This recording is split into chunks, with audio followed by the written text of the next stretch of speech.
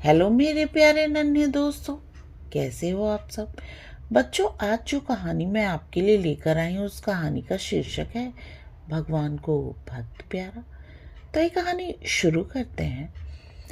शहंशाह अकबर ने एक बार बीरबल से सवाल करते हुए कहा, बीरबल, हमने सुना है कि हाथी की पुकार सुनकर श्री कृष्ण उसकी सहायता करने के लिए नंगे पांव दौड़े चले आए थे।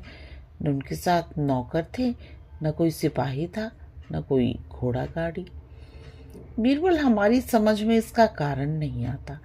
क्या उनके पास नौकर नहीं थे या नौकरों का अभाव था। बीरबल थोड़ा मुस्कुराए, फिर बोले, जहां पना, मैं इसका जवाब देने के लिए आपसे कुछ दिनों का समय चाहता हूँ।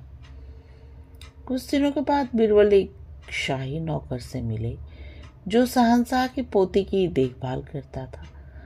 उस शाही नौकर से इजाजत लेकर बीरबल बादशाह के पोते को एक शिल्पकार के पास ले गए और उससे कहा कि इस बच्चे की सूरत से मिलता जुलता मोम का एक पुतला तैयार कर दो।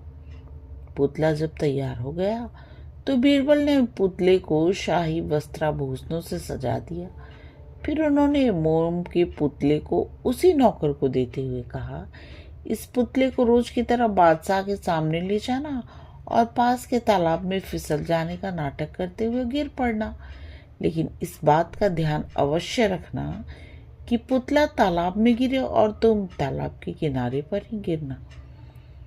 अगर तुम इस नाटक को करने में सफल रहे तो तुम्हें ढेरों इनाम मिलेंगे। शाही नौकर ने इनाम के लालच में बीरबल ने जैसा कहा था वैसा ही किया।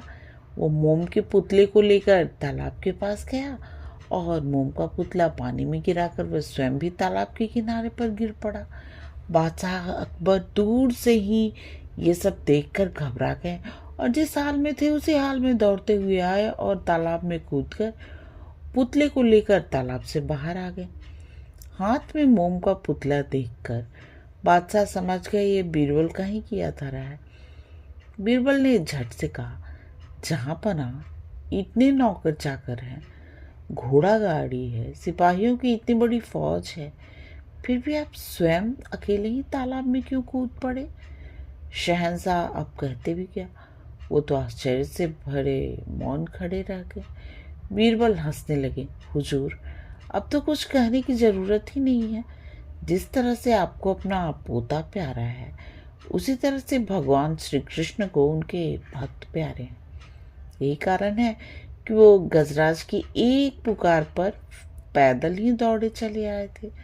बादशाह अकबर बीरबल के जवाब से संतुष्ट थे और उन्होंने बीरबल को ढेरों इनाम से सुशोभित किया।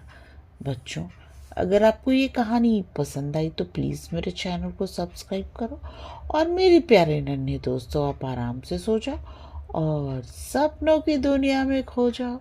गुड नाइट मेरे प्यारे नन्हे दोस्तों, गुड नाइट।